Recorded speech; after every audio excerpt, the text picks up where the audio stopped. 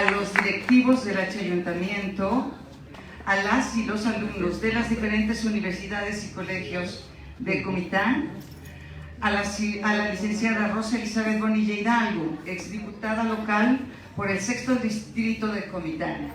Gracias. A la licenciada Lucía Ortiz Albores, presidenta del colectivo 50 Más Comitán. Bienvenido también al público que nos acompaña por las redes sociales, que son tanto de la doctora Armendáriz como también de la institución de la UNACH. Amigos y amigas todas, démosle una muy cordial bienvenida a la doctora Patricia Armendáriz Guerra.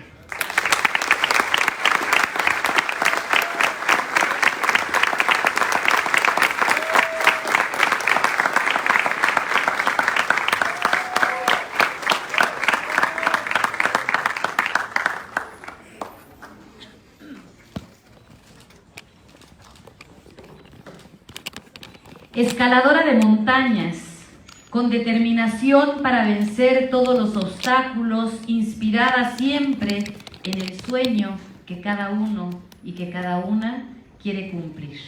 Muy buenas tardes a todas y todos. Dense un fuerte aplauso a ustedes por estar acá, por favor. Comitán se viste de gala, Comitán está de fiesta, porque una hija muy querida, consentida, comiteca, está en su tierra. Patti Armendáriz. Le brindemos un fuerte aplauso, por favor, a Patti. Bienvenida, Cositía querida, bienvenida. Recibe en nombre de mi presidente, de nuestro presidente, licenciado Mario Antonio Guillén Domínguez, señor Fox, tu amigo personal, la bienvenida a tu casa, a tu pueblo mágico, a estos corazones que te escuchan, pero que estoy segura que no se queda tu voz ni tu legado en solamente nuestros corazones. Esto se queda, se replica y se multiplica a nuestros hogares, a nuestras empresas, a nuestras áreas laborales, porque hoy venimos a escuchar tu corazón, venimos a escuchar tu talento, y mi presidente se siente muy honrado de que estés en nuestro bello y hermoso pueblo mágico. Él ya habló personalmente contigo, te hizo saber los motivos por los cuales no está, pero su corazón está aquí, y su corazón y la familia Fox y el proyecto está aquí en todos los presentes, por el cual te brindamos un nuevo y un caluroso aplauso todas y todos. Gracias por tu presencia. Esta es tu casa, y las veces que quieras venir, por favor, engalánanos con tu gran experiencia, con tu gran corazón, con ese ser de luz que eres, donde multiplicas no solamente el amor, sino también la abundancia. Muchas gracias. Gracias, mi Gaby.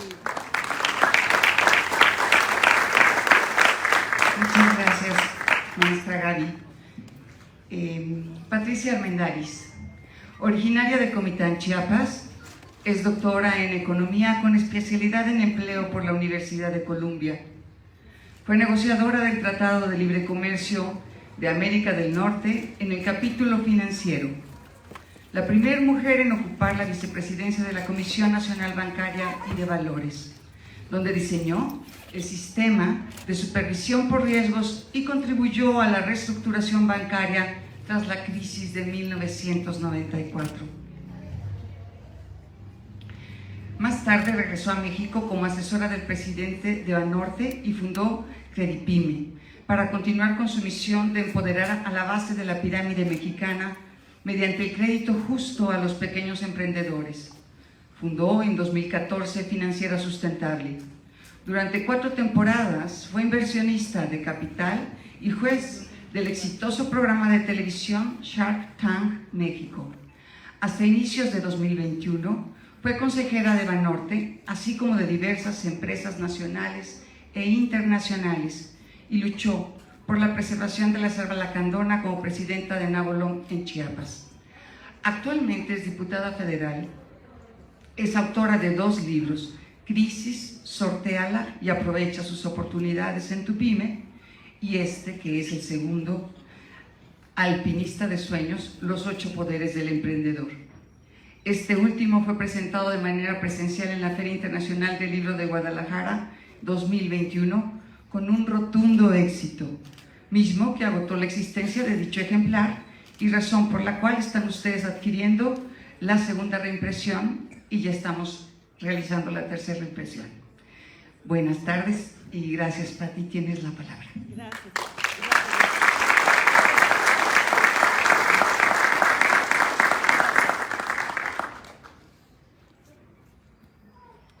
Muchas gracias.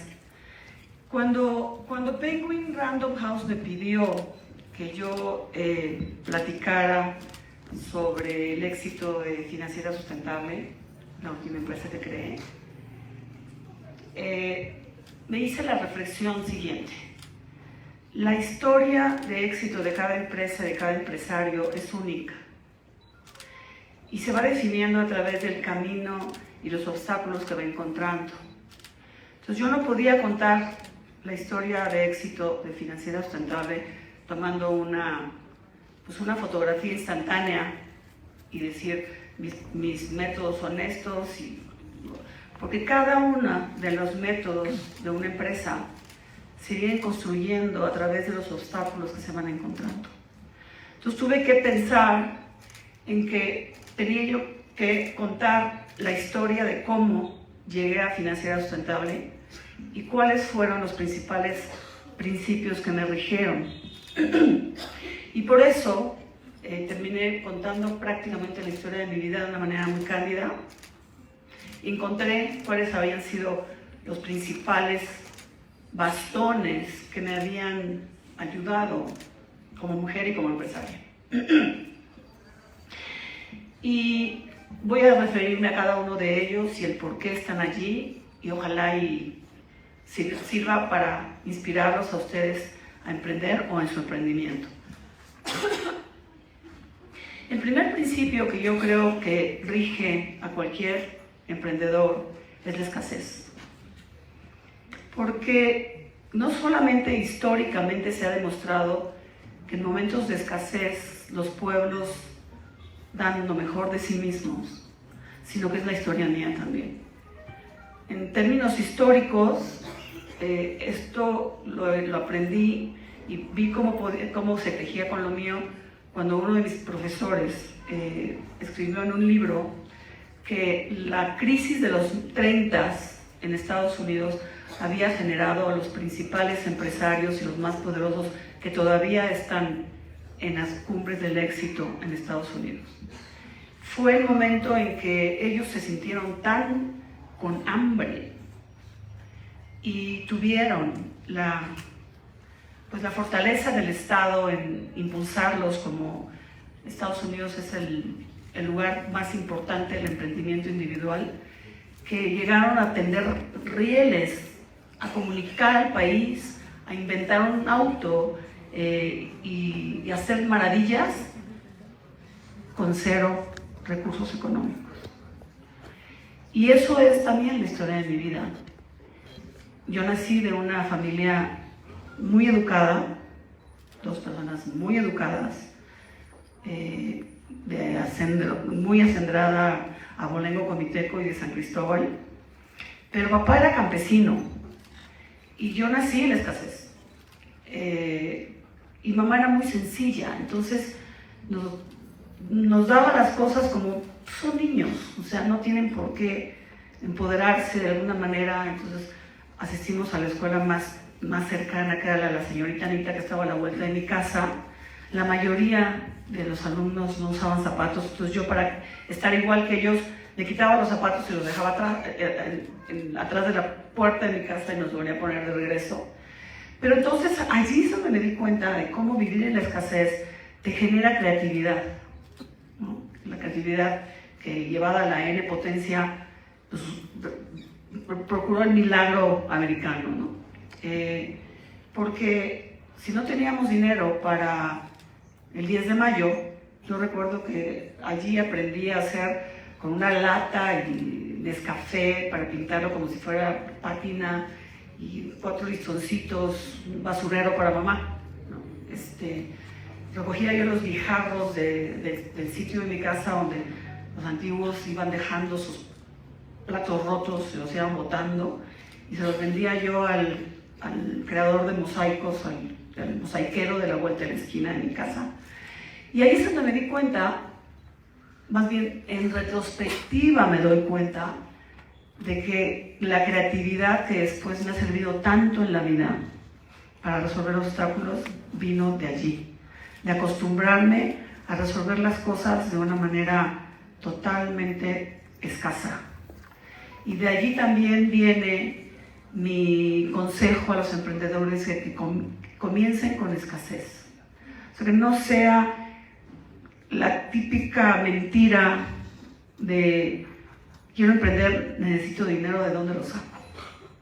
Estaba platicando hoy en la mañana con uno de mis socios y le decía, no quiero que generes en tu mamá que quiere emprender la idea de armar ya un gimnasio de las almas desde el principio, sino que empiece con un cliente, vea si funciona, porque un producto es una hipótesis.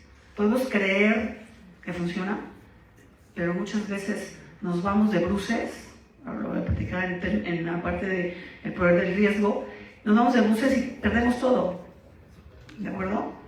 Entonces, para mí, la escasez es uno de los principales elementos y que además te puede exaltar o te puede llevar básicamente al exaltamiento de los pobres. Ayer estaba con un grupo de mujeres de Panteló que me las llevaron como pues mendigantes, o sea, son 12 familias hacinadas que fueron parte de la tragedia de los 21 desaparecidos en Panteló, y las veías con unas caras de tristeza,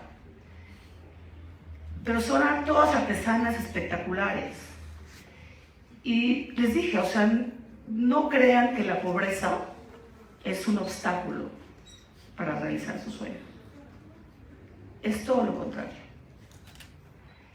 Y no crean que el hecho de ser mujeres también es un obstáculo, ¿no? También vamos a hablar de eso posteriormente. Y lo creo.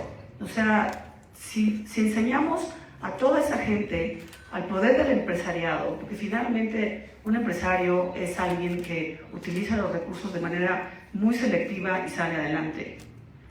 Un empresario, se los dije ayer, porque comenzaron a decirme necesitamos máquinas de coser, necesitamos hilo, no tenemos ni siquiera para hacer nuestra propia blusa, salimos huyendo. Y les dije, sí, se los voy a dar, pero como un empresario no vive de dádivas, no vive del famoso apoyo. Y es un cambio de chip que tenemos que tener en México, en un México y que fueron un fracaso justamente porque si te lo han regalado no lo vas a apreciar. No te va a dar la semilla original, que es me lo tengo que ganar, ¿no? Bueno, otro punto muy importante que marcó mi vida para ser la empresaria que soy es el poder de la misión. Le decía también a mis socios hace ratito que tienes que entender y comprender e identificar cuál es tu misión en esta vida. Todos, absolutamente todos y todas los seres humanos tenemos una misión. Y no estoy hablando de una misión de salvar a los pobres. Traemos algo que es nuestro hilo conductor. Y ojalá, y en los colegios, nos enseñaran a identificarlo desde el principio, porque nos ahorraríamos los tumbos que damos en todos los aspectos durante el momento en que los encontramos. O sea, en mi caso, ojalá yo hubiera tenido una mentora que me dijera, encuentra tu pasión, encuentra tu misión. Y es muy sencillo, se los digo en serio, la fórmula es muy sencilla. Es recordar los momentos a donde has sido feliz. Es una inmersión en ti mismo a donde dices, ¿en qué momentos he sido feliz? Si yo estuviera sentada allí y me lo preguntaran, me hubieran ahorrado muchos años, porque mi felicidad está, por ejemplo, con los indígenas. O sea, ¿me quieres ver feliz? méteme con los indígenas porque son gente pura, son gente, o sea, mientras menos sofisticado es un ser humano, más humano es. Y te voy a contestar la verdad. Ayer me decían que el ¿cómo estás? En Tzotzil dice ¿cómo está tu corazón? ¿No? La palabra del indígena es impresionante. Y por el otro lado, me despertaban el deseo de apoyarlos. Y es tan sencillo apoyarlos. Tan sencillo apoyarlos. Estuve en una comunidad hace como 2 días o 3 días, a donde está lejana, es la comunidad más pobre que yo creo que es San Juan Camuc, y les digo, ¿qué necesitan? ¿No? Aparte del programa que les estoy llevando de artesanas, ¿qué necesitan? Y me dicen, pues somos cafeteros, pero pues nos vinieron a entregar el café y no sabemos cómo cultivarlo. Y al principio nos duraba una planta 7 años y ahora nos dura nada más 2. O sea, mandarles a un extensionista agrícola, ¿cuánto les puede costar? O sea, y con eso los impulsas. Y después que entre ellos compren ya su tostadora, su molino, ayudarlos a exportar. Lo único que hice, se los juro, fue entrar a internet y ver cuáles son las sociedades de cafeticultores en Chiapas. Hay una del gobierno. Y llamé por teléfono y les dije a dónde puedo localizar un especialista agrícola que vaya a ayudar a los calcuqueros. Y además fue un problema que se produce también en Santiago del Pinar, en cafeteros, y que además están acabando con el riesgo, con la ecología, porque dicen, si no hay café, no hay abejas, si no hay abejas, no hay miel. ¿No? Entonces, meterles un espíritu empresarial va a todos los niveles. En la selva hay una comunidad de productores de hule, y vienen y me dicen, ¿cómo nos puedes ayudar? Ni siquiera ellos sabían cómo los podía ayudar. Y luego, bueno, ¿qué hacen? Pues producimos hule. Ah, ok. ¿Y qué hacen después? Lo vendemos al acaparador. Todos lados ves al acaparador, en todos lados. Y les digo, ¿qué pasaría si ustedes produjeran su propio derivado de hule para las llanteras? Ah, no, eso es imposible. ¿Y por qué es imposible? Pues porque ni siquiera sabemos. Mira, se tardaron fácil 6 meses en aprender a poner su cooperativa y a mostrarme cuánto costaba una maquinaria para ellos. Y lo vieron como imposible cuando les dije, a ver, ¿cuántas toneladas producen tanto? ¿A cómo las venden a tanto? Lo vamos a hacer. De veras, o sea, no saben a lo que pueden aspirar, están topados en sus posibilidades, ¿no? Y el conocer tu misión, conocer tu hilo conductor, te da la pasión para hacerlo. O sea, en mi caso, si yo hubiera pensado que el hecho de hacer mi tesis de licenciatura en matemáticas me llevó a Tenejapa, o sea, yo escogí Tenejapa para hacer mi tesis de matemáticas. Inventé un pretexto matemático para ir a hacer un modelo que me hiciera convivir con los tenejapanecos. Y fui la más feliz. De ahí regresé. Yo montaba en las montañas, ¿cómo me atreví a bajar la sierra completa de Tenejapa sola con mi mochila? Ah, no, en ese momento decía yo, pues era chido, ¿no? No es cierto, era mi pasión. Y si yo no hubiera salido en ese momento, me hubiera evitado irme a Tratado de Libre Comercio, ser banquera primero. Ya ahorita, pues con el ejercicio de mi profesión, estoy ayudando a los indígenas, y estoy ayudando a los pobres, estoy ayudando a la base de la pirámide, y me apasiona. Y acabo de perder a Financiera Sustentable, tuve un takeover de uno de mis socios, y me decía uno de mis socios, me dice, ¿qué te hizo levantarte? Y dices, pues porque quiero hacerlo. O sea, mi banco de pobres para mí es el sueño de mi vida. A los 2 días les dije a mis hijas a montarnos otra vez al caballo. Montamos, ¿no? Y para ellas también ha sido un ejercicio de ejercer su pasión, porque cada una ha encontrado en mis empresas algo que le apasiona. ¿no? Y ya están montadas, igual que yo. Ya mi hija María, la mayor, que es una diabla en negociaciones, ya me llamó y me dijo, mami, por favor, ayúdame con el fondeo por esto, porque tengo que entregar esto y tal. O sea, están felices las dos. A nosotros le fascina el diseño, me va a ayudar con todo el proyecto de artesanas en Chiapas, porque el problema es, el problema de la artesana es que no le paga al mercado local el costo espectacular de la mano de obra que le mete a esto, ¿no? Entonces necesitamos ayudarlas a que sea más comercial, que no puedas meter la cabeza, porque creen que la cabeza es así de conejo, entonces luchas para ponerte esto, o los brazos de todo el mundo son chiquitos, pues no, mis son grandes y algunas blusas no me pueden quedar, ¿no? Entonces es un proyecto muy lindo de artesanía y mi hija está feliz, porque todo lo que les pido es, ¿dónde está tu pasión?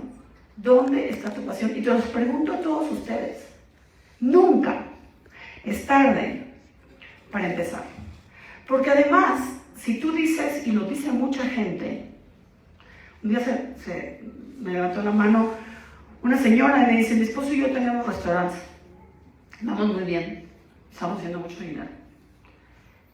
Y me lo dijo como diciendo, no te necesitamos, ¿no? Y yo conozco mucha gente que va buscando qué negocio hace dinero, porque esa es la meta, hacer dinero.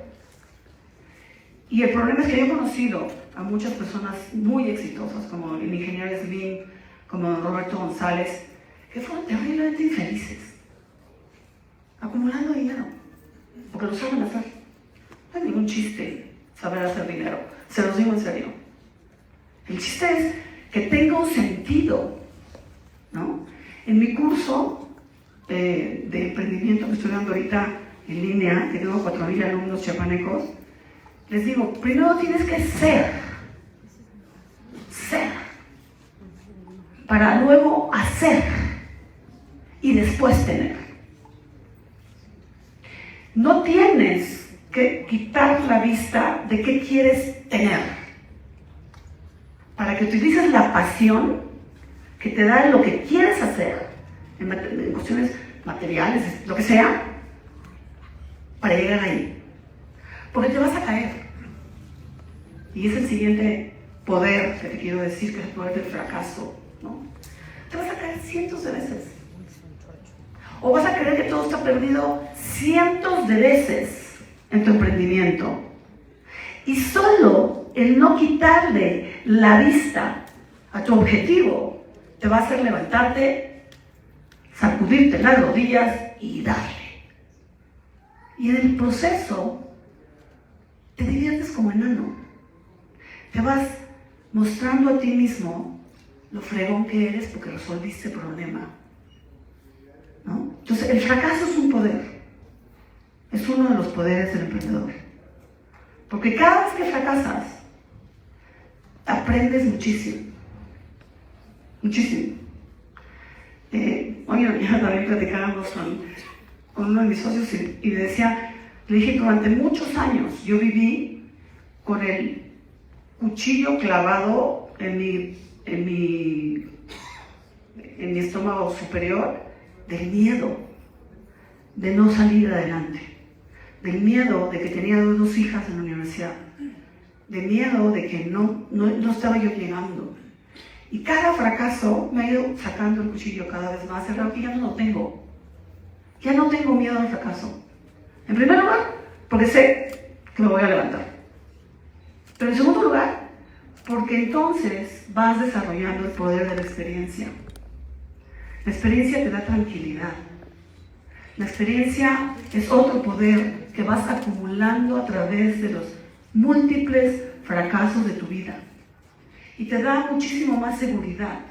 Por eso cuando me dicen, ¿regresaría a los 16 años? Nunca. Vivía yo un dolor. En cambio ahorita, yo sé que voy a salir. Tengo mis proyectos y, vamos, ni siquiera a veces ya delineo un plan de negocios. Antes era así como que tanto tengo que vender y tanto y las utilidades y no sé qué. Ahora ya no. Ya es mi intuición, la sabiduría de la experiencia, la que te va llevando a salir. De repente, no me deja dormir algo, decir, a ver, ¿de dónde voy a sacar esto? Y voy y me meto y veo y digo, tranquila, sí va a salir. Con un margen importante, o sea, de riesgo. Porque el manejar tus riesgos es otro gran poder. Cuando empiezas sin experiencia, tus riesgos deben de ser de este tamaño. Por eso yo les digo, siempre empiecen chiquito. Que si vas a ser un gran... Tengo un alumno que me encanta porque le digo, ¿cuál es tu pasión? O sea, le dediqué 3 sesiones a encontrar en cada uno su pasión y encontró que quería ser productor de café. Bien difícil entender si quería ser intermediario o quería ser productor, ¿no? Entonces le dije, bueno, ¿cómo lo vas a diferenciar? Y me dice, quiero tener cafés medicinales naturales, que uno te cure la migraña, que otro te cure el no sé qué, que no sé cuántos. Y cuando le dije, ¿cómo vas a empezar? Voy a poner 3 cafeterías de... Te vas a comprar una bolsita de café, le vas a poner el honguito que dices que cura la migraña y lo vas a dar a probar a 2, 3 gentes. Y te van a decir, uy, está muy amargo. Uy, no me gusta. Uy, no me curó para nada. ¿No? Pero entonces tu riesgo es chiquito. Tu caída va a ser chiquita. La experiencia, lo que te da, porque también la fórmula es a más riesgo, más rendimiento. Entonces, si tienes que optimizar cuántos riesgos estoy dispuesta a tomar, está en función de tu experiencia. Por eso yo ahorita estoy tomando el riesgo más grande que he experimentado en mi vida. Porque ya tengo la experiencia de cada producto que pude lograr en mi financiero anterior. Ya los tengo medidos, ya están encaminados, ya la rentabilidad está lista y por lo tanto, como digo, ya puedo tomar este riesgo por la experiencia que tengo. Entonces, a lo que estamos empezando, aguas con el riesgo que toman. Porque si empiezan a lo largo así muy fuertes, creen que su producto ya se va a vender y no es cierto. No sé si les he contado la historia del emprendedor que llegó pensando que todo el mundo tenía la obligación de comprar. No, tenía el problema en los testículos de una especie como de hongo que tenía el señor en los testículos.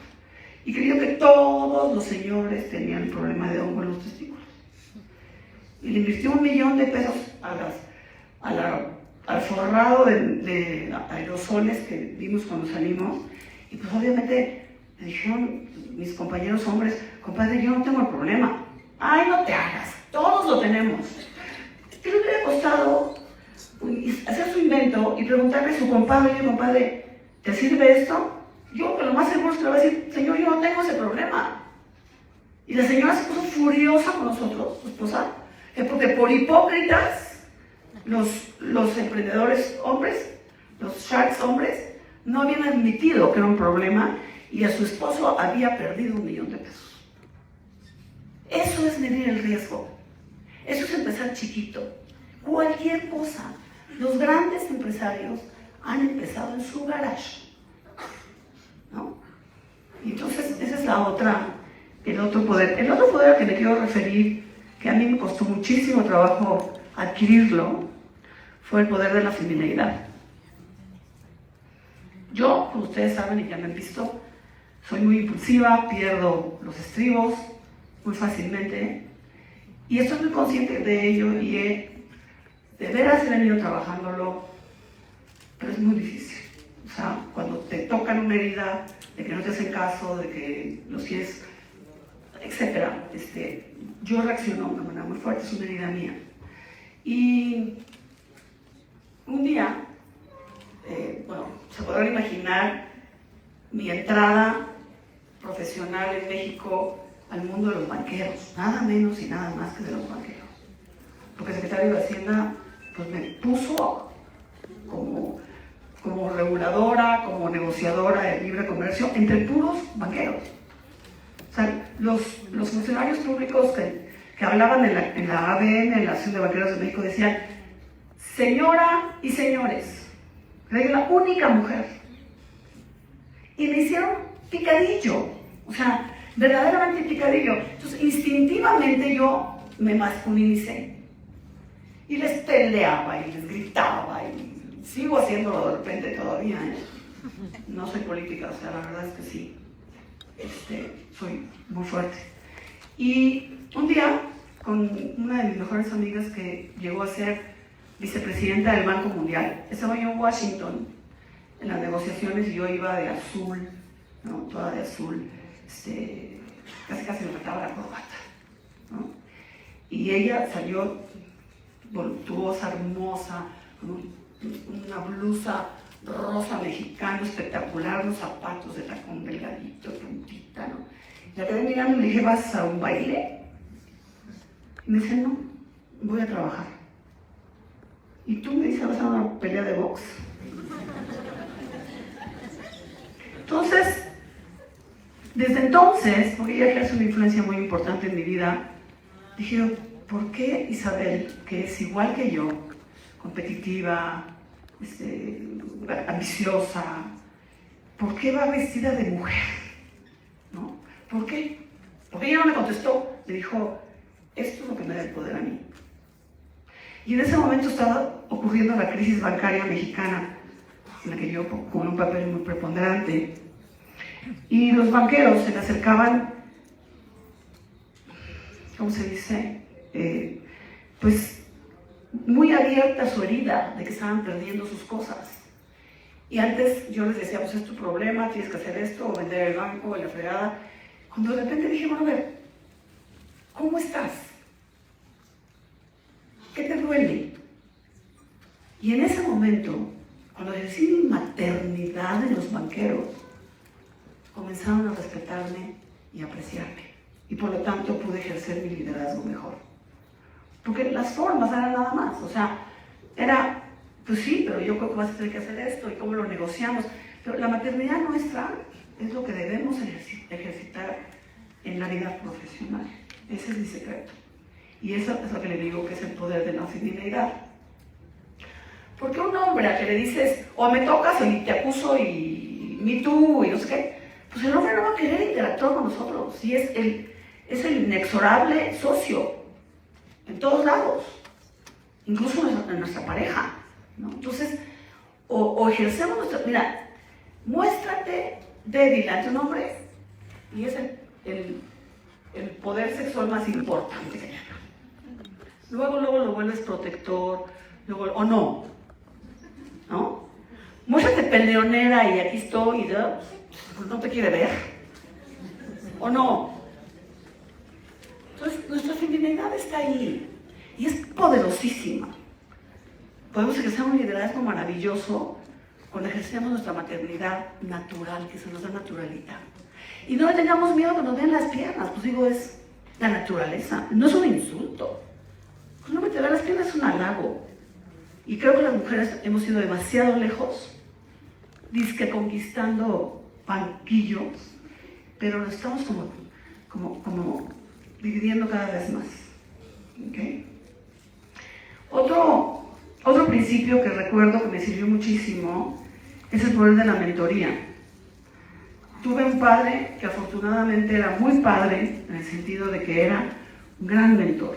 El hombre, o la característica masculina del papá, que lo puede ejercer la mamá, es dar rumbo, inexorable.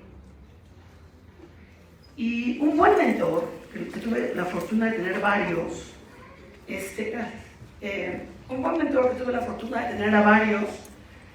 básicamente lo que hacía como papá era que veía a través de sus hijas y sus hijos cuál era su expresión vital y la empoderaba.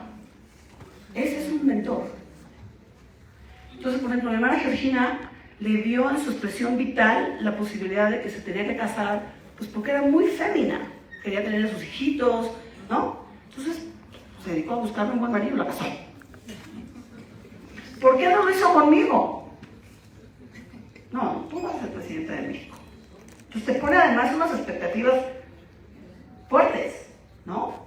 Pero porque vio que yo traía un impulso de algo diferente, de algo agresivo si quieres, pero de cosas diferentes. Eso siempre me decía, tú no perteneces a esta comunidad, tú vas a trascender. Pues obviamente, si te lo está diciendo un hombre que te ama y que al mismo tiempo sabe que te tiene que dar rumbo, pues la mayor credibilidad de un mentor es esa. Y le encontré después en el padre Carlos, que era igual. Te voy a dar oratoria porque tú eres muy buena oradora. Y yo, ¿cómo? ¿No? Y me hacía mis discursos y me subía y me exhibía y me hacía banderada y X, Y, Z. Nunca me perdonó un 9 cuando calificaban con 10, ¿no? Nunca me perdonó un 9. Voy a hablar con tu papá, pero no lo hacía con todos los demás. Aunque veía el potencial en cada una de nosotras. Entonces, búsquense un buen mentor. Hagan de sus papás sus mentores. Pregúntenles mucho. Son los mentores más naturales. Porque el poder de la mentoría es importantísimo. Ahorita me hace mucha falta, por ejemplo, en política. No me sé mover en la política. Reacciono de una manera no política. Y digo, ¿cómo no estuviera mi papá ahorita? Que le dijera qué es lo que yo necesito hacer. O sea, nosotros nos morimos y siempre, no importa la edad, necesitamos un mentor. Búsquense un mentor a la edad que tengan, por favor. ¿Okay? El otro punto súper importante que va de la mano del poder de la empresa, y que lo quiero hacer, no lo hago en el libro de una manera explícita, pero que ahora cada vez me doy más cuenta, es de conocer tus números. No hay empresario exitoso que no maneje sus números. Por el contrario, todos los emprendedores y algunos empresarios le tienen alergia a los números. Y por lo tanto, se están disparando ellos solitos en el pie. Cuando yo invertía en Shark Tank, ¿cuál es tu utilidad bruta? El 60%. Nos quedábamos mirando así como, ¿no? Pero dices, ok, y entonces tu utilidad neta puede ser el 45%. Ah, ok. Entonces, sumábamos las utilidades netas de los próximos 5 años, cuánto estás vendiendo, y veíamos utilidades, y le hacíamos la evaluación ahí mismo, y decíamos, te doy tanto por el porcentaje. No, lo que estás pidiendo te lo doy por el tal porcentaje de tu empresa. Salías y le decían, sígueme tu utilidad bruta. Te juro por Dios, el 90% de ellos era, no la tengo. Entonces, ¿por qué me dijiste adentro, si yo no te puedo dar dinero basado en algo que me dijiste que es mentira? ¿No? Y de veras que hubo muchos emprendedores que prefirieron dejar pasar mi inversión que aprender a manejar su empresa con números. ¿Eso qué quiere decir? Que tú solito, porque no manejas tus números, te estás negando la posibilidad de financiamiento, que algún día vas a necesitar. Y es algo tan sencillo, en términos estáticos, como en términos dinámicos. Hay una empresa que sí me cumplió con los números, ¿no se acuerdan? Que es la banda neutónica, un niño de 7 años que padecía de sueño, y le puso a su mamá todo lo que su mamá le había dado de remedios en una sola banda. Las piedritas magnéticas, el zoom de las bandas, la musiquita, todo, la puso en un paliacate y le dijo, mamá, pongamos todo esto en un solo producto, y de veras que funcionaba muy bien, y sigue funcionando muy bien, ¿no? Y esto que les voy a decir, es repetible en varias de mis experiencias. Cuando de repente, iban súper bien, yo entro con ellos todo el tiempo como consejera de su empresa, me muestran sus números, etcétera, etcétera, y de repente un día recibí unas sábanas satinadas deliciosas de regalo de la banda neutónica. Los llamé inmediatamente y les dije, ¿qué es esto? Es que nos vamos a diversificar. Ah, ok. Y vamos a empezar a vender algo relacionado con el sueño, que es una sábana muy, muy deliciosa al tacto. Okay. Y a los 3 meses, apenas la semana pasada, me dicen, nos quedamos con todo el inventario. Y dije, pues, ¿cuánto compraron? No, pues 1000 sábanas, perdimos $1,000,000. ¿No? Entonces les dije, quiero que me muestren históricamente a dónde decidieron que se querían diversificar. Porque quiero entender su alma de emprendedores. Quiero saber si era porque les estaba yendo tan bien que querían más y dijeron, ahora vamos a vender sábanas. O tal vez les estaba yendo tan mal que dijeron, chin, la banda ya no funciona tanto, queremos algo diferente. Son cosas totalmente diferentes. El driver del emprendedor en ese caso, ¿no? Pues no pudieron en ese momento agarrar y accesar sus cifras históricas y decirme, ah, mira, aquí, dame un mes para reconstruirte las series. Y se los puedo decir en todos los casos. O sea, la incapacidad de manejar tu empresa te impide saber si estás ganando, si no estás ganando, o si necesitas cambiar estrategias para disminuir tus costos, o estás perdiendo demasiado dinero, en qué parte estás perdiendo dinero, en qué parte del proceso estás perdiendo dinero. Y les juro que es una afección que es horizontal a lo largo de muchos de los emprendedores. Hace poquito premiamos a una, que es un premio que damos todos los años, que se llama Mujer Emprende, y la chava tiene un negocio precioso que le surte a las tienditas al mayoreo. Compra el mayoreo el azúcar, en lugar de que las tienditas vayan a Walmart, ella logra compras de mayoreo y les vende más barato y ella se queda con un margen. Entonces tiene su ahorita todavía tiene su cuadrilla de transporte, ¿no? Y le dije, me interesa tu empresa. Y le dimos el premio, y el premio era que yo iba a invertir con ella. Y llega y le dice, tú perteneces a la segunda ronda de capital, ¿eh? Ay, ¿cómo que la segunda ronda de capital? Sí. Pues yo necesito un capital de 50 millones de pesos. Dije, pues no entro. Yo no sabía, le dije que estabas... Porque sí saben cómo funciona el sistema de rondas. Un grupo de inversionistas que se dedican profesionalmente a eso, le meten $1,000,000 a una empresa. Y le dicen, pero me sacas dentro de 5 años a 1,000,000 multiplicado por 2. O sea, ponen al emprendedor como loco a producir 2 millones de utilidades para que los saque con otra ronda de inversionistas a un múltiplo mayor, no sé si me estoy explicando. Entonces es una cosa imposible que no permite realmente crecer de una manera sana, ¿no? Entonces dije, no, yo ahí no entro. Dije, pero muéstrame tus números y tal vez te puedo apoyar en algún lado, ¿no? No saben el tiempo que me tomó que los muchachos pusieran los rubros adecuados en su contabilidad. Ah, no, es inversión, es gasto. No es gasto, es inversión. Ah, no, es que no sé qué. No. Al final no solo me agradecieron el ejercicio que hicimos juntos, sino que sus necesidades se redujeron a 3 millones. 3 millones. Para comprar más flotillas. Entonces me dicen, ahora, todos todavía muy chiquitos, ¿debe ser capital o debe ser deuda? Entonces, a ver, tú dímelo. ¿Qué porcentaje de tu empresa estás dispuesto a dar por capital de riesgo? O calculemos cuáles serían los gastos financieros. Sin números, ustedes no son nadie. Y lo tienen que hacer ustedes. No es, ya contraté un contador. El contador les va a tomar el pelo. Si ustedes no saben interpretar los números, oye, ¿por qué estamos creciendo aquí en gastos? ¿No? Entonces, eso es un poder indispensable. Y es lo que estamos haciendo ahorita en una plataforma privada que me contrató para que podamos primero capacitar al emprendedor en lo básico que son los números, ¿no? Una vez que ya tengan toda esta parte, se pasan a otra plataforma de digitalización, porque ese es otro problema. En el extremo, las artesanas.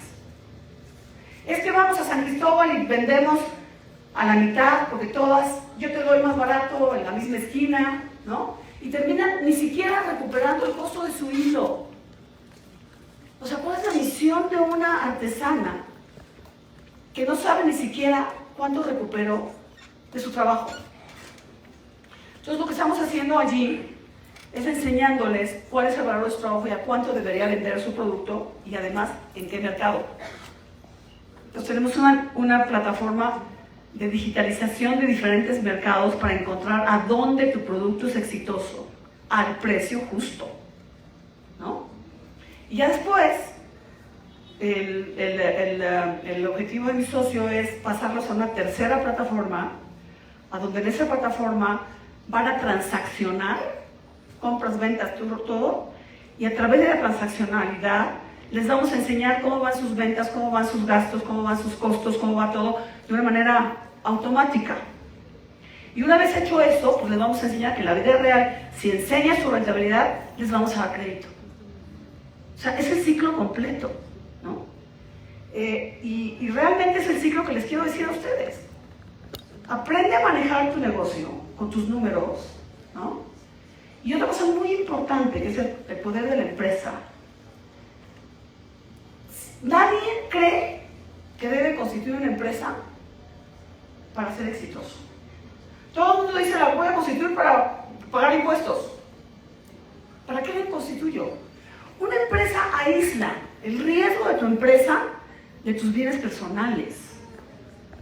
Por eso es que algunos usureros que no les pagas se van sobre tu colchón, se van sobre tu terreno, se van sobre todos tus bienes.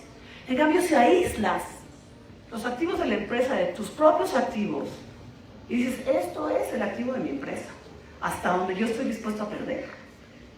Utilidades acumuladas, maquinaria que compré, ¿no? Pero no mi casa, ¿no? Y el mito de que por eso no lo quieren hacer porque no quieren pagar impuestos. El impuesto simplificado que logramos el año pasado, te dice, ganas hasta 100 pesos y no pagas impuestos. De 100 a 200 pagas el 1. De 200 a 300, y eso te lleva hasta que pagas el 30 del ISR. Pero hay que ser un gran empresario. Entonces, conozcan todo esto para realmente poderse verdaderamente ser empresarios rentables. Y cuando de repente, hay una chica que me dice, yo vendo salsa matcha y me va muy bien. Y me están ofreciendo crédito, ¿me recomiendo tomarlo? Le dije, no. Si estás creciendo orgánicamente con tus utilidades, ¿para qué te endeudas? Les digo, bueno, sí, endeudate con 50 pesos para que pruebes que tienes un buró de crédito impecable y cuando realmente lo necesites, porque lo vas a necesitar, en el momento que la chica de la salsa matcha le pida a una empresa china 1 millón de latitas, se va a tener que voltear al mercado financiero y decir, por favor, ayúdame con los insumos, porque no tengo para comprar los insumos de 1 millón de latas, ¿no? Por eso necesitas ser sujeto de crédito, para cuando lo necesites, porque si haces lo que te estoy diciendo, vas a ser un empresario exitoso y vas a escalar, ¿ok? Y lo más importante es la cereza del pastel. ¿Qué quieres hacer con ese dinero? Yo todos los años hago el ejercicio de, Patricia, ¿dónde te ves dentro de 20 años? Tengo 67 años y lo sigo haciendo. Bueno, si Diosito me deja hasta los 87 años, ¿qué más quiero tener? Entonces ya decidí que quiero ser una abuela influenciosa. ¿Qué quiere decir eso? Que mis nietos disfruten la influencia que tuvo mi abuela en mí, ¿no? Mi abuela me enseñó el poder de la espiritualidad, que es otro gran poder. Porque no es hablar con Dios. La espiritualidad es hablar contigo mismo. La espiritualidad es hablar a calzón quitado contigo mismo. Y las actividades manuales, como las estás haciendo de una manera automática, que no te tienes que concentrar en esto, tu mente comienza a volar. Y es el momento en que tú dices, bueno, ¿cómo vas, Patricia? ¿Cómo van las cosas? ¿No? Y eso me enseñó mi abuelita. Mi abuelita era la persona espiritual más espectacular del mundo. Se quedó viuda muy joven, decidió no buscar marido ni nada, sino dedicarse a ella, a su contemplación. Y cuando yo la iba a ver, la encontraba yo siempre haciendo galletas, o cosiendo algo, o tejiendo algo.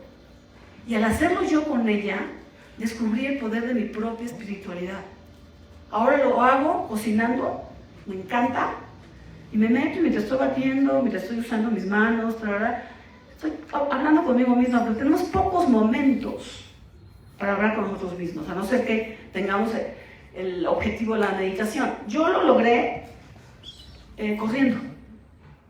O sea, para mí, correr no solo emula la vida, porque es el siguiente paso y el siguiente paso. En un maratón no estás haciendo ya, salte. No, Patricia, tienes que dar el siguiente paso. Y al mismo tiempo eso te permite que como estás corriendo, que es algo automático, estás creando. A ver, ¿cómo va tu vida? ¿Qué estás haciendo? Y es el otro gran poder que yo les puedo transcribir y que va a ser de las cosas más hermosas que puedan hacer, porque es hablar con ustedes mismos, es estar a tono con ustedes mismos. Yo ya he logrado también, ahora ya meditando todas las mañanas, etcétera, etcétera, pero es lo único que incluso te va definiendo el camino de tu vida, de cómo la vas llevando, y te permite mejorar las cosas. Por ejemplo, la pregunta que yo me hago todas las mañanas es: ¿cómo te fue ayer? Pasó esto y esto y esto y esto. ¿Qué hiciste? No, pues esto y esto y esto. Oye, hay que corregir esto, ¿no? Sí, hay que corregir esto. Lo vas corrigiendo en la vida. Y al mismo tiempo, si tienes un objeto muy claro, como el mío, de decirles: quiero ser una abuela influenciosa, y lo acabo de descubrir, se lo juro, la semana pasada, entonces resulta que voy a tener que comprar una casa en Ciudad de México. Quiero estar disponible para mis nietos. Un cambio dramático en mis aspiraciones, porque yo pensaba retirarme en Comitán, pero ahora pues Comitán va a ser nada más para venir de vez en cuando a disfrutar de mí misma, porque mis nietos venían hasta acá. Yo quiero estar disponible cuando comiencen con sus problemas y esté la abuela ahí mismo y venga y: mira, mi mamá me está haciendo esto, ¿qué hago? Quiero ser una abuela oficiosa. Entonces ahora mi meta en estos próximos 20 años es lograr una casa en Ciudad de México, que es una inversión carísima, es el lugar más caro del mundo para invertir, ¿no? Entonces, si tienes una meta, le das sentido a tu negocio, ¿ok? Entonces, por eso les digo que ser, hacer y tener tiene que reflejarse en el ser para poder hacer. Y el acumular dinero, casi nos dije, no funciona. Quiero ser rico, bueno, pues que te vaya bien, ¿no? Bueno, estos son los 8 principios que creo que que todos es realmente la historia de mi vida, lo que me ha funcionado y lo que no me ha funcionado a través de mis fracasos, de lo que tuve que aprender, y espero que verdaderamente les haya servido alguno como consejo. Quisiera ver si alguno quiere tener preguntas. Estoy aquí disponible para ustedes con mucho cariño.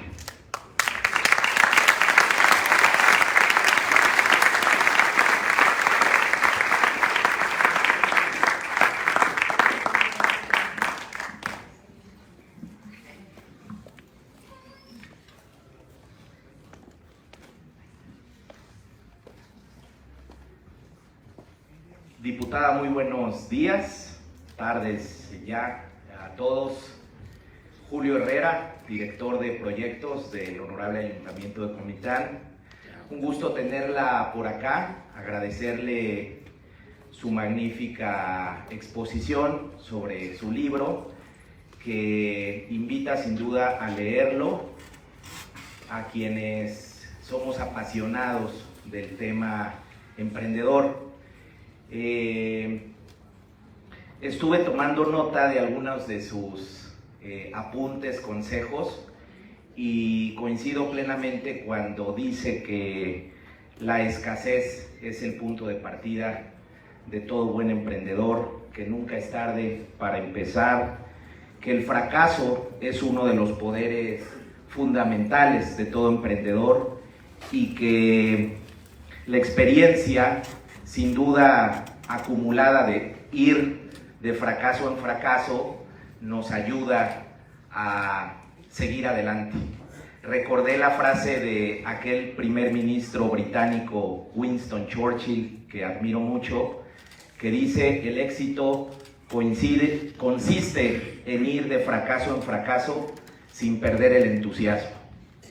En ese sentido, nuestra entidad y el sur del país pues creo que han tenido ya suficientes fracasos, sobre todo en la política de emprendedurismo y de generar historias de éxito, como usted decía. Celebro que personas como usted en el gobierno federal, desde muy temprana edad y hoy día en la Cámara de Diputados, estén poniendo el dedo en la llaga y haciendo énfasis en la necesidad de que nuestro país cuente con una política de apoyo a los emprendedores. Quisiera pues conocer su opinión acerca de los instrumentos y la política que, en mi opinión, el gobierno de México, junto con el gobierno de nuestro estado y los ayuntamientos, deberíamos o estamos obligados a poner a disposición de los emprendedores. Usted decía hace un momento que no es que se les den dádivas, y coincido con ello, pero sí creo que es fundamental que como gobiernos diseñemos una política de apoyo, de incentivos a los emprendedores, porque si bien es cierto que el dinero no lo es todo para emprender, sí es un motor fundamental que requieren nuestras y nuestros emprendedores para iniciar sus negocios. Y yo creo que ahí estamos un poco adoleciendo, no solo en Chiapas, sino en todo el país. Y finalmente decirle que soy un convencido de que debemos crear una revolución de emprendedores. Yo creo, tuve la fortuna de trabajar con un paisano de usted, Roberto Albores Gleason, en la Cámara de Diputados y luego en el Senado, desde donde propusimos la iniciativa de zonas económicas especiales, y hoy día también en mi labor al lado de nuestro presidente municipal, Mario Antonio Guillén Domínguez, señor Fox, somos unos convencidos de que solo a través de una revolución de emprendedores, que generemos micro, pequeñas y medianas empresas en Comitán y en Chiapas, podremos darle la vuelta y convertir a Chiapas en una auténtica historia de éxito, como lo ha sido Corea del Sur, como lo ha sido China, como lo ha sido Japón, Singapur, Costa Rica, el mismo Chile o países latinoamericanos que han adoptado y apoyado a sus emprendedores, y que solo a través de las empresas micro, pequeñas y medianas han podido incrementar sus tasas de crecimiento económico, abatir la pobreza y la desigualdad. Muchas gracias y enhorabuena. Gracias, muchas gracias. Bueno, sí, ciertamente, desafortunadamente los ejemplos de los países asiáticos no pueden ser copiables porque tendríamos que transformarnos en un sistema muy autoritario. Eso es lo que he aprendido cuando he visto los fenómenos allá. Incluso hasta la política de cuántos niños puedes tener, casi te matan al segundo. O sea, realmente son sistemas muy fuertes, muy autoritarios, que no comulgo con ellos. Pero sí, yo sé que hay elementos que nos han fallado, o más bien de los que yo he aprendido que debemos de tener como políticas de Estado. Una de ellas es la educación. No estoy hablando de educación a ultranza, o sea, estoy hablando de el niño debe de conocer sus números de una manera ya natural. Ya hay colegios que lo están haciendo, a donde les enseñan el día de la limonada. Los niños se ponen a vender limonada y ven quién vende más limonada y cuánto les costó y con cuánto se quedaron, desde chiquitos. Y eso para mí también equilibra la brecha entre los hombres y mujeres, porque cuando mis nietos participan, mi nieta es la mejor. Entonces muestra desde chiquita que puede competir con un hombre, ¿no? La otra es educación financiera. Yo creo que, es emprendimiento. La primera es educación financiera y la segunda es emprendimiento. A los niños nos encanta. A mí me encantaba de niña hacer mis emprendimientos y ver qué pasaba. La mente del niño es curiosa y es emprendedora por naturaleza. Entonces yo agarraba y me ponía a colar, otra vez, me ponía a colar agua de lluvia y veía cuántos pases y con qué tipo de técnica yo lograba clarificar el agua de lluvia para poderla tomar según yo. O hacía yo agua de bugambilias. Entonces uno es un muchachito, un niño es un experimento completo. Desbarataba yo las plumas de mis amigos o los juguetes de Navidad de mis hermanos para ver cómo funcionaban. Es un emprendedor. Entonces, si nosotros despertamos de una manera inteligente en el sistema educativo las mentes de los niños para que aprendan que siempre van a contar con su mente para resolver problemas, ya tenemos dos bases muy importantes. Esa es la primera. Y la segunda, el Estado tiene que proveer de la infraestructura para que el emprendedor y el empresario puedan vender sus productos. En el sentido más terrestre, no tenemos en Chiapas, por ejemplo, carreteras suficientes para sacar nuestros productos. Y es muy difícil lograrlo, se lo digo porque yo estoy peleando por la autopista de Comitana a San Cristóbal y la autopista de San Cristóbal a Palenque. Es súper difícil lograrlo. Son proyectos de largo plazo, pero que debe ser una política de Estado exprofesa, trabajar para el empresario para lograr esto. En segundo nivel, te llevas, por ejemplo, a las autopistas pluviales, que son muchísimo más baratas. Luego, problemas de inseguridad que también impiden el empresariado. Y finalmente, las redes. El Estado debe de tener plataformas de redes de ventas en línea para todo tipo de empresarios. El Estado debe ser un facilitador. Y sí, efectivamente, la banca de desarrollo juega un papel muy importante. Yo todo lo que estoy haciendo en Chiapas, la hulera, los ecoturismos de la selva, esto que voy a hacer con los indígenas, involucra préstamos de la banca de desarrollo, pero préstamos recuperables. O sea, porque, por ejemplo, el experimento que hicieron aquí de Banchiapas regalaba el dinero, era una manera de hacer proselitismo. No, necesitamos bancos del bienestar a donde la gente está acostumbrada a pagar su dinero. Y es bien difícil administrar dinero público, no privado, y no ser un poquito mano floja. Entonces hay bancas de desarrollo que han aprendido, como Nacional Financiera, como Banobras, como FIRA, que existe y es exitosísimo, que lo primero que han aprendido es a que todo hay que analizarlo como un banco privado, como riesgo.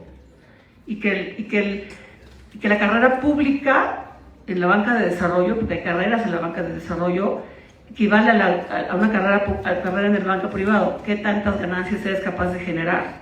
Y eso lo hemos logrado en NAFIN, no lo logramos en Financiera Rural, por eso la cerramos. En Bancomext nos va muy bien, somos muy rentables. En Banobras y en FIRA. Entonces, yo acudo a todos ellos para todo lo que estoy haciendo aquí. Y ustedes también deberían hacerlo. Entonces, otra política de Estado debería de ser enseñarles a ustedes cómo acceder a esos financiamientos, ¿no? Debe ser una política de Estado. Esas son, para mí, las tres principales cosas que tiene que hacer el Estado para impulsar al empresariado. Porque sin empresarios no hay país. La historia de Chiapas, de que vivimos del Estado durante 40 años, desde que se inventó el zapatismo, es una historia de fracaso. En lugar de generar empresarios, generamos gente que estaba acostumbrada a pedir el dinero o a los cochupos que eran los únicos. La única chamba que podías conseguir era con el gobierno. Y eso se acabó, ¿no? Entonces, el empresario tiene que acostumbrarse que es el más fregón de la economía y hacer exigencias al Estado, porque el Estado no puede vivir, un Estado exitoso no puede vivir sin un empresario exitoso. Gracias. Ahorita continuamos con las preguntas. Más un detalle, nada más nos quedan 10 libros por si alguien esté interesado. Afuera se están vendiendo y ahora sí ofrezco la palabra. Hola, mucho gusto. Ana Karen Solís, yo soy médico geriatra. Tiene alrededor de casi 2 años que regresé a Comitán. Siempre fue mi objetivo desde que yo salí a estudiar, terminando la preparatoria.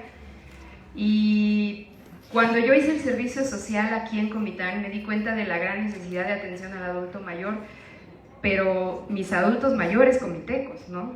O sea, la brecha del acceso a la salud y sobre todo la gente que es más vulnerable y un grupo que a casi nadie le gusta tratar, claro. Ni en los restaurantes a veces nos gusta tratar a un adulto mayor, ni en un banco les gusta recibir a un adulto mayor, y hasta mis colegas médicos batallan con sus pacientes geriátricos, ¿no? Entonces, realmente el propósito de ser geriatra se vio en la necesidad de ver por qué no dignificamos la edad adulta mayor.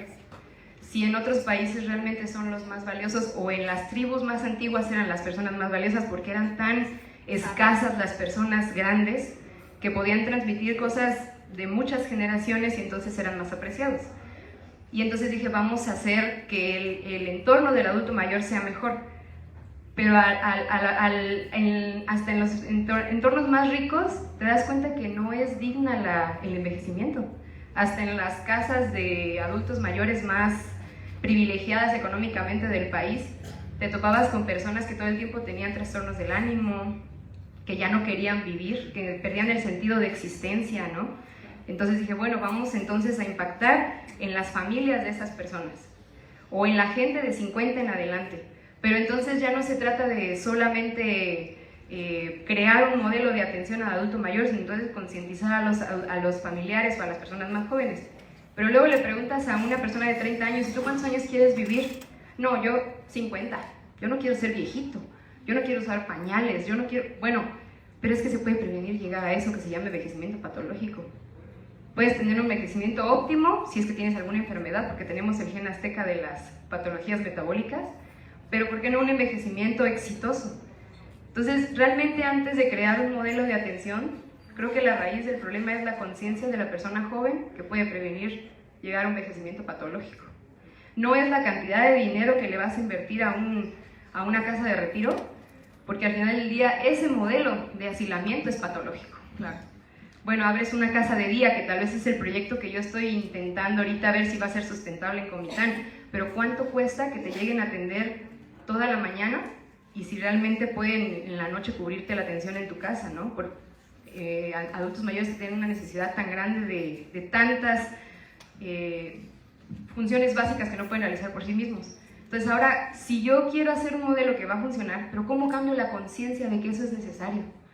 ¿Cómo, en lugar de preguntarme primero, bueno, ¿cuánto tengo que invertir? ¿Cuánto capital humano y cuánta superficie siquiera necesito para una casa de retiro?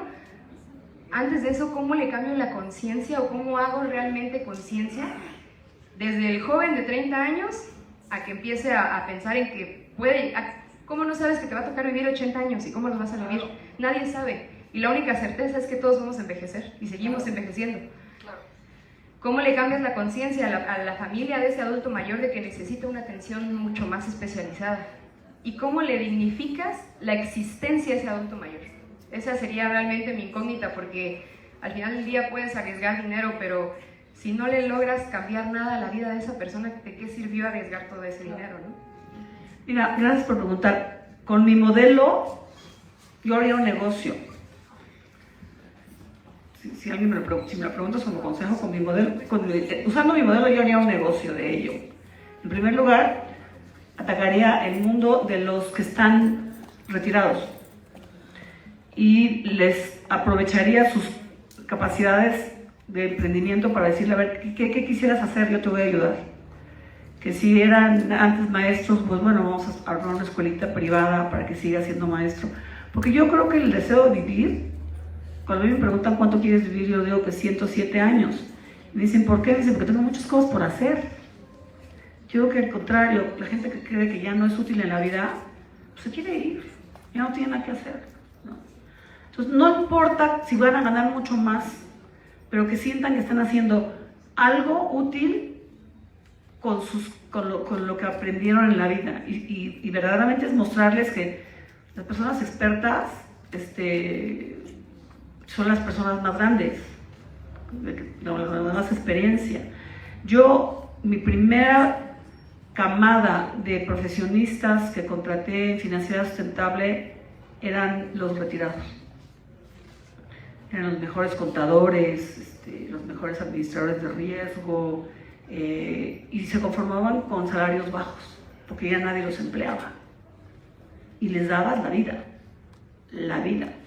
Entonces yo lo que haría sería una cosa así, como empezar a darles utilidades manuales o de la cabeza a las personas que ya se retiraron y mostrarles que tienen una razón de existencia, un emprendimiento temprano un emprendimiento tardío a los 60 años, y hacer dinero con ellos, o sea, que sea tu negocio, no estar esperando que el gobierno va a venir a atenderlos. Y con ese dinero yo les enseñaría a hacer una caja para su vejez en la parte de administración porque desafortunadamente como muchos de ellos no tienen nada de derecho a pensión, entonces el costo más fuerte y más terrible para ellos son sus enfermedades catastróficas. Entonces hacer una caja. En Oaxaca, en el sistema de Tequio, el mayor porcentaje de la utilidad que comparte el artesano o vendedor es el creador, que ya está llegando a la edad mayor, para crear la fuente de donde van a sacar dinero para sus enfermedades, para su atención de hospitales, etcétera, etcétera. Entonces yo haría eso, la verdad, y te divertirías muchísimo, además. Ok, esta es la pregunta.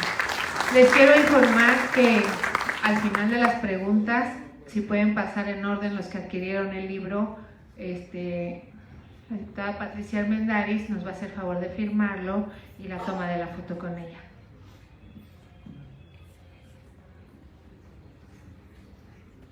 Gracias.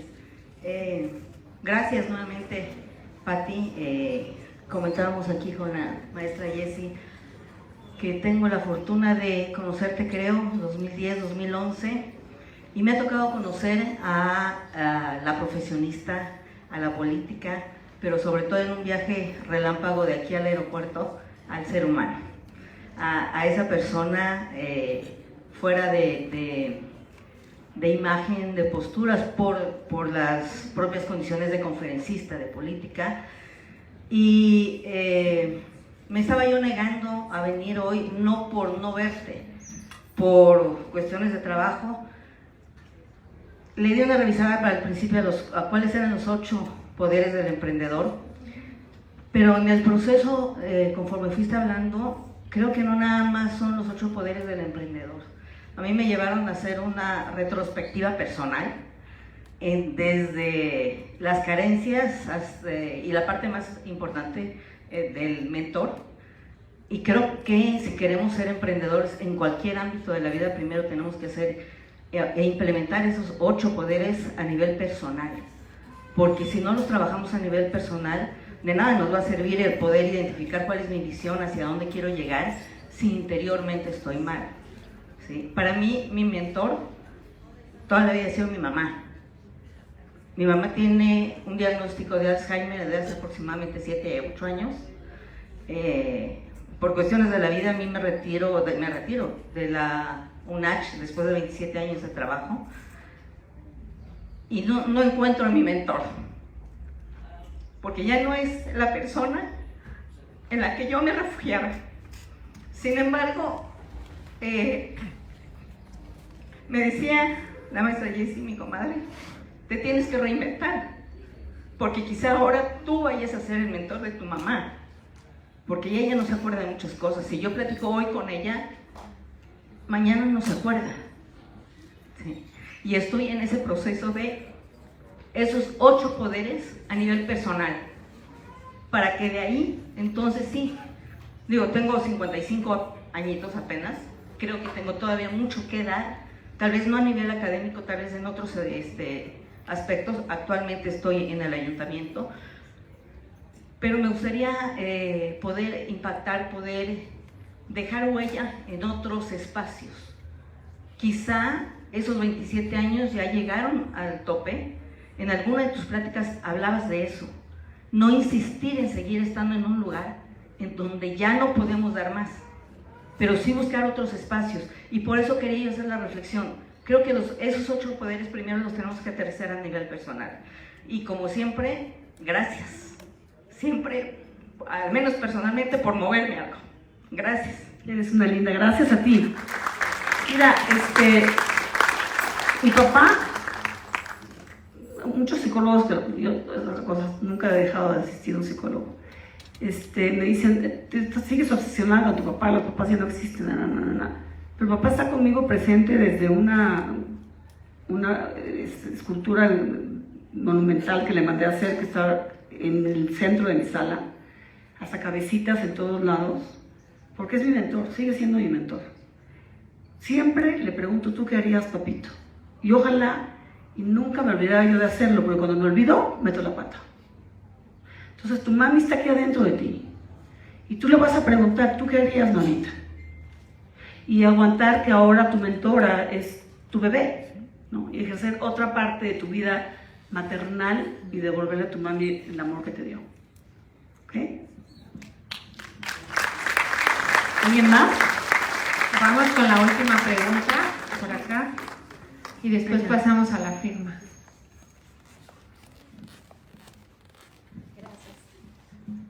Buenas tardes, Marisol Iglesias Jiménez, coordinadora de una organización de la sociedad civil que acompaña a jóvenes, que se llama Jóvenes con Rumbo, pero también acompaña a campesinos e indígenas en las comunidades de los lagos, y están aquí presentes también. Ellos vienen trabajando como guardianas y guardianes de las abejas en la zona de la Cañada de las Margaritas y Lagos de Montebello. Yo encontré mi pasión exactamente ahí, en ese acompañamiento que hago a ellos y a ellas. Pero sí, como estos bastones que tú mencionas, sí también los reflexiono, y yo lo veo como ese, lo transfiero a la imagen del atrapasueños. Cada uno de esos tejidos que uno va haciendo son pues lo que tú le llamas los bastones, pero en el atrapasueños pues están todos también estos, ¿no? Tus raíces, tu mentor, tu espiritualidad, tu pasión. Pero sí, en este acompañamiento yo sí me topo con muchos retos y con muchos desafíos. Ahorita precisamente en la mañana estábamos en un taller con las guardianas y los guardianes, toda la parte técnica de acompañamiento, como tú lo decías, o sea, realmente con el café, pues ¿quién no va a prestar un servicio técnico para poder mejorar esa producción? Esa parte ya se trabajó con ellos, con ellas, ya tienen la miel, ya pues uno de ellos tiene 4 tambos de miel de 200 litros que no logra comercializar. Otro tanto tienen casi 100 litros que no logran comercializar, pero aún juntos pues no se logra una exportación. Aún cuando estén en una cooperativa, Mieles Miramar o Maya Vinic, no logran ese precio justo de su miel. Entonces ahí es cuando con todo el esplendor que nos dan las abejas, digo, bueno, ¿qué pasa? ¿Qué pasa? Es como pedirte una orientación. Gracias. Es falta de información. Realmente nuestro campesino, felicidades por su proyecto, carece de mucha información que ya para nosotros, los funcionarios públicos, se vuelve algo súper elemental, como les decía con lo del café. Me metí a internet y veía qué institutos había de café y llamé por teléfono, pero como soy diputada, pues me pelan, ¿no? Me hacen caso. Y es un placer servirlos. Entonces, lo que yo sí quisiera es que a la salida me pidas mi teléfono y vamos a exportar esa miel.